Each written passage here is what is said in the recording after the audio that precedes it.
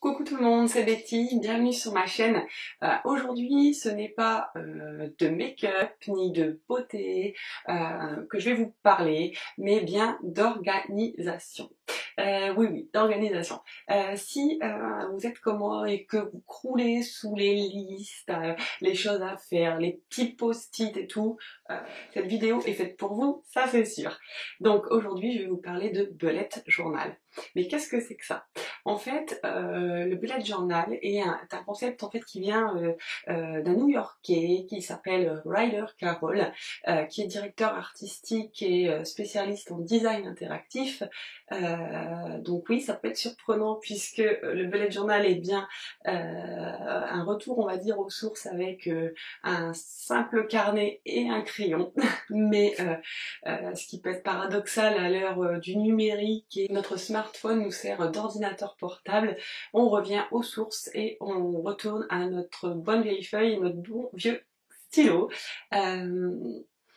Donc le concept, il est tout simple en fait.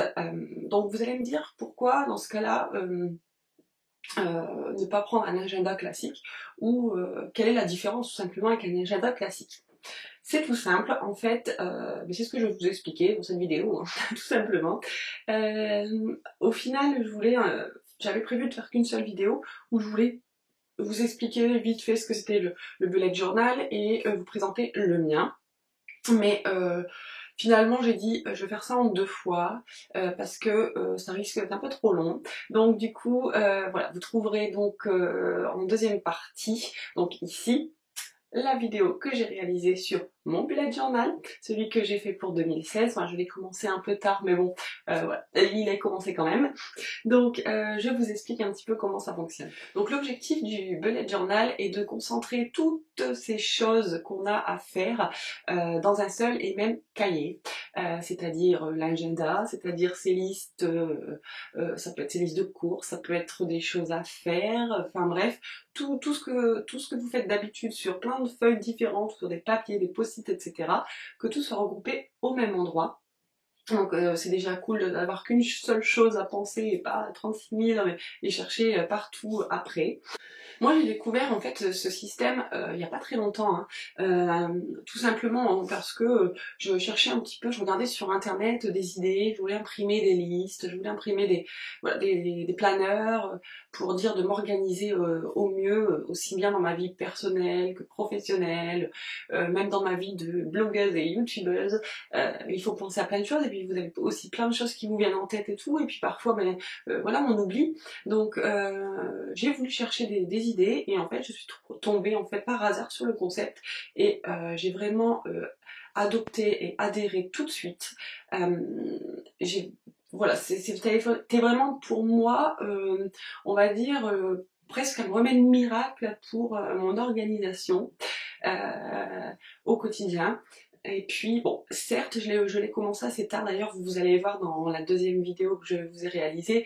Pour l'instant, voilà, il n'est pas très étoffé, il n'est pas encore très élaboré, mais c'est un début, je démarre à peine, mais c'est vrai que le concept, j'adore, tout simplement parce qu'en plus, on peut exprimer sa créativité, parce que justement, le but de ce journal-là est qu'il soit personnalisé, donc vous pouvez vous lâcher dans les couleurs, dans les polices d'écriture, dans les dessins, voilà. Bon, par contre, vous allez voir, moi j'ai fait mon bullet journal, donc je vais vous montrer dans ce cahier-là qui est en format A5. Après, vous pouvez prendre quel format vous souhaitez, mais c'est vrai que le A5, c'est ce qu'il y a quand même de plus pratique, parce qu'après plus petit, c'est... bon, pour moi, c'était trop petit, et après, trop grand, voilà, c'est difficile d'emmener partout dans le sac à main et tout, donc le format A5 était pour moi le plus adapté. Mais là ces derniers temps, bon, comme je vais beaucoup sur internet, j'ai vu qu'il y avait en fait une marque qui fait des cahiers spécifiques justement pour réaliser des bullet journaux et j'en ai commandé un en fait sur Amazon, mais bah, c'est tout, je le garderai pour l'année prochaine. Là j'ai commencé celui-là, je vais continuer avec celui-là, mais je vous mettrai le lien en barre d'infos, mais c'est la marque Leuchtturm 1917, il me semble.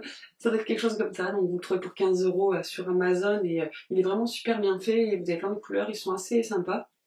Mais bon bref, moi j'ai commencé sur celui-là, donc je vais continuer avec celui-là. Donc, je vous explique rapidement le concept. De quoi est composé un bullet journal? Dans un premier temps, on a les bullets, qui est en français, en fait, on appelle ça les puces. Donc on a trois grandes catégories de bullets, donc trois catégories de puces. Donc on a le carré. Le carré représente une tâche à réaliser. Ensuite, on a le point. Le point, c'est une note. Donc par exemple une idée, une remarque, et ensuite on a le cercle. Donc le cercle c'est pour un événement, un rendez-vous, par exemple, je sais pas moi, un dîner entre copines, un rendez-vous chez le médecin, voilà, c'est un événement. Donc ça c'est les trois grandes puces. Ensuite, à ces puces vient s'ajouter un petit symbole qui se place sur la gauche de la puce, qui s'appelle, on appelle ça les clés. Donc les clés, c'est pour accentuer, on va dire, la chose, pour accentuer la puce. Donc par exemple, un point d'exclamation à côté d'un carré, donc c'est pour prioriser une tâche. Par exemple, ne pas oublier, mettons ranger ma chambre, et le point d'exclamation juste avant signifie que c'est quelque chose à prioriser, c'est important. Après, vous pouvez avoir par exemple une étoile, l'étoile qui peut signifier par exemple urgent. Après, vous avez libre cours à votre imagination, vous pouvez mettre les symboles que vous souhaitez et l'agrémenter.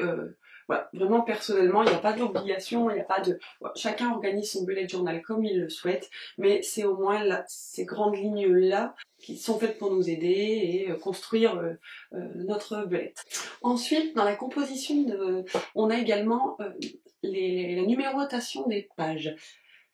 Personnellement, vous verrez dans la vidéo que j'ai faite, j'avais commencé moi à numéroter le mien et en fait j'ai arrêté parce que ouais, c'était pénible, et en fait je m'y fiais pas vraiment, et comme pour l'instant mon bullet n'est pas encore très épais, disons que j'en avais pas vraiment besoin, mais normalement un bullet journal a ses pages numérotées qui apparaissent justement dans un index en début de journal pour que vous puissiez tout de suite vous repérer. Et c'est pour ça que le cahier que je vous parlais, que j'ai commandé sur Amazon, a déjà des pages numérotées. Donc ça c'est bien, parce que ça vous évite à chaque fois de vous tout numéroter et de vous tromper tout simplement. Ensuite vient le calendrier mensuel. Et après, on peut avoir également, donc on a le calendrier mensuel, et puis après on peut faire semaine par semaine, jour par jour, c'est ce qu'on appelle les dailies. Mais le calendrier mensuel est super indispensable puisque ça vous sert d'agenda. Ça vous permet vraiment d'avoir une vue sur le mois à venir, parce que le but de ce journal-là est de le remplir très régulièrement. Donc ça peut être une fois tous les jours, une fois par semaine, mais en tout cas voilà, de le mettre à jour vraiment et de l'agrémenter très très régulièrement au fur et à mesure du temps. Dans le calendrier mensuel, en fait, ce qui fait la spécificité en fait du bullet journal, c'est ce qu'on appelle la migration des tâches. Donc qu'est-ce que c'est? Donc c'est symbolisé en général, on fait le carré, et avec une flèche sortante du carré, ce qui veut dire que c'est une tâche à reporter. Donc soit une tâche que l'on a commencé, qu'on n'a pas terminée, ou alors une tâche qu'on n'a pas commencé du tout et qu'il faut la reporter, soit sur le mois suivant, soit sur la semaine suivante, etc. Psychologiquement, ça a un impact assez important, parce que le fait de renoter à chaque fois des choses qui ne sont pas faites et qui sont à faire, on va dire que ça appuie un peu sur la chose, ce qui fait que à force de le renoter, on n'oublie pas et on le fera forcément. Donc c'est vrai que ça a un impact aussi, on va dire psychologique, je dirais. Autre grande partie d'un bullet journal, c'est ce qu'on appelle les collections. Les collections, ce sont des thèmes récurrents qui font en fait l'objet d'une entrée et qui bien sûr figureront dans votre sommaire, enfin dans votre index en début de journal. Alors je vous donne un exemple plus concret. Par exemple, comme moi, par exemple, j'aime noter des recettes de cuisine. Donc ce que je fais, c'est que je vais créer en fait une entrée qui va s'appeler recettes de cuisine. Et là, je vais noter donc toute la liste de mes recettes de cuisine, qui seront notées dans mon journal, mais également dans mon index. Je vais créer un thème appelé recettes de cuisine avec le numéro des pages où ces recettes figurent. Comme ça me permet au fur et à mesure de pouvoir alimenter ces collections. Donc après, vous pouvez faire de même, bien sûr, avec des thèmes selon vos priorités, vos centres d'intérêt. Ça peut être, je sais pas moi, des musiques, des playlists, des exercices de sport, enfin voilà. Vraiment, je vous dis, c'est vraiment libre cours à votre imagination et surtout c'est personnalisé selon vous, ce que vous faites au quotidien, ce que vous aimez, etc. Donc je vais pas vous en parler, je vais pas m'étaler de trop et parler de trop sur le sujet. Je pense que le mieux c'est que je vous montre en image un petit peu le mien et puis également vous pourrez voir, donc je vous mets en barre d'infos la vidéo que a réalisé donc le créateur de The Bullet Journal, donc Ryder Carroll, qui donc a simplement, en plus d'avoir des bonnes idées, ce monsieur les partage gratuitement, donc a réalisé une vidéo. Bon, certes elle est en anglais, mais voilà, je veux dire, les images parlent d'elles-mêmes, où il présente son bullet journal et comment on l'organise de manière générale, et elle est vraiment super bien faite. Donc je vous dis, vous trouverez le lien en barre d'infos et allez voir, franchement c'est vraiment intéressant. Et puis donc moi, comme je vous l'ai dit, je vous laisse regarder ma deuxième vidéo sur le mien, comment j'ai réalisé mon bullet journal. Mais juste avant, je vais vous montrer vite fait le matériel que j'utilise pour le rendre, on va dire, plus agréable à regarder et surtout pour le personnaliser. Donc, voilà.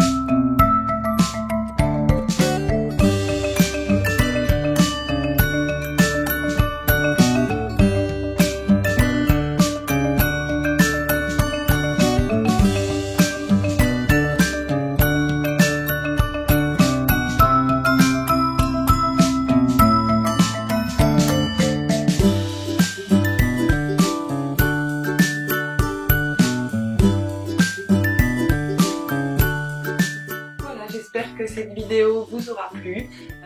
En attendant, je vous prépare un article donc sur mon blog l'univers-fashion-de-Betty.com, un article complet sur le bullet journal.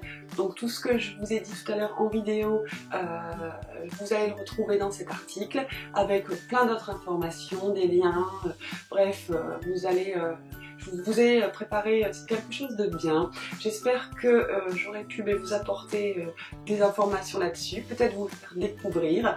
Et puis maintenant, je vous dis à très vite. Je vous fais des gros bisous. Ciao, ciao.